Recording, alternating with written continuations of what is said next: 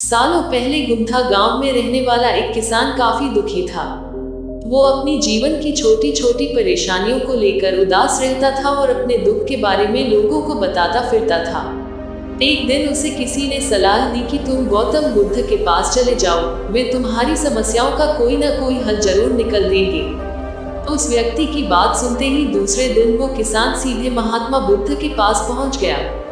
गौतम बुद्ध के पास पहुंचकर उन्हें प्रणाम करते हुए उसने बताया कि मैं एक किसान हूं और मैं खेती करके जीवन यापन करता हूं। मैं यहाँ अपनी समस्याओं का समाधान लेने के लिए आया हूँ। दरअसल कई बार हमारी फसल अच्छी होती है तो कभी बिल्कुल भी नहीं होती। इससे मैं बहुत परेशान हो जाता हूँ। इतना कहने के बाद किसान ने आगे कहा कि मेरी पत्नी है और वो मुझसे बेहद प्रेम करती है, पर कभी कभी वो मुझे बहुत परेशान करती है।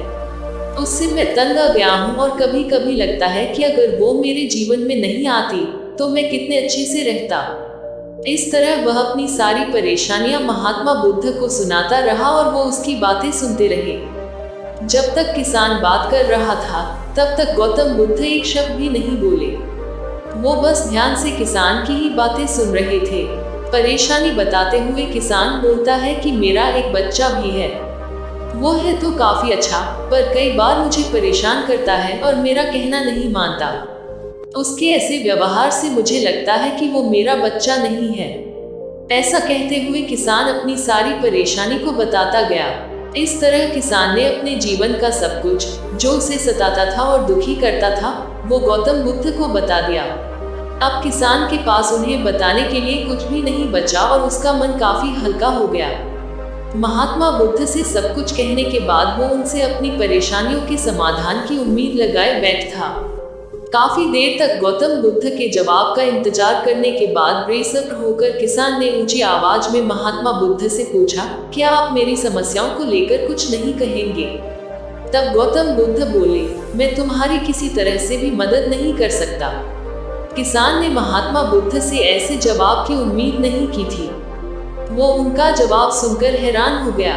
उसे अपने कानों पर भरोसा नहीं हो रहा था। उसने भगवान बुद्ध से पूछा कि ये आप क्या बोल रहे हैं? क्या आप मेरी समस्याओं का समाधान नहीं कर सकते?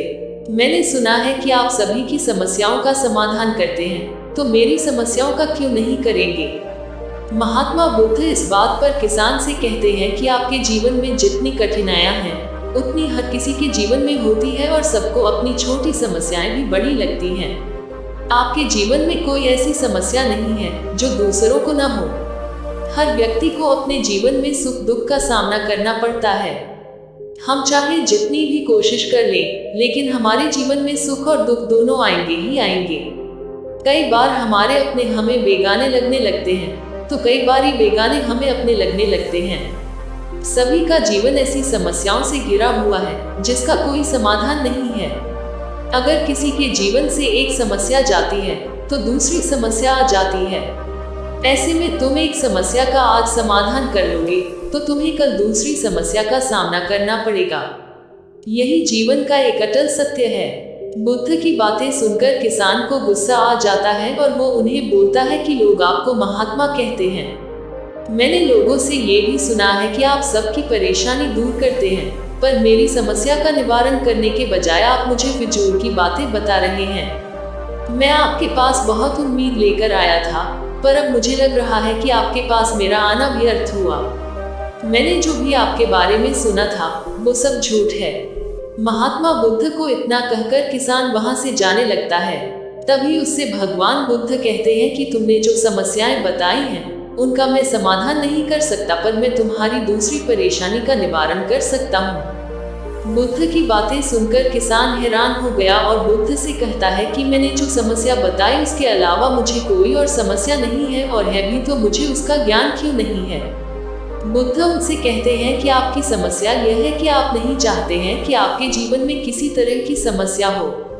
खुद को किसी तरह की समस्या न हो, ये सोच रखना ही दूसरी समस्याओं का कारण बनता है।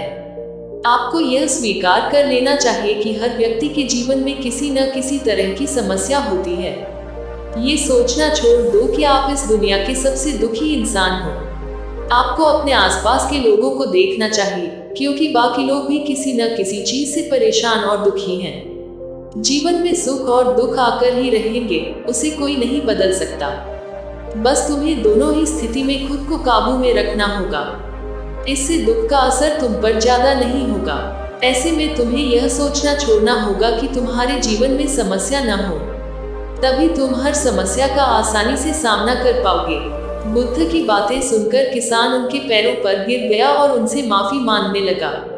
वो समझ चुका था कि महात्मा बुद्ध उससे क्या कहना चाह रहे हैं। कहानी से सीख, हमें अपनी छोटी छोटी परेशानियों के लिए किसी से शिकायत नहीं करनी चाहिए, बल्कि उन परेशानियों का खुद से सामना करना चाहिए।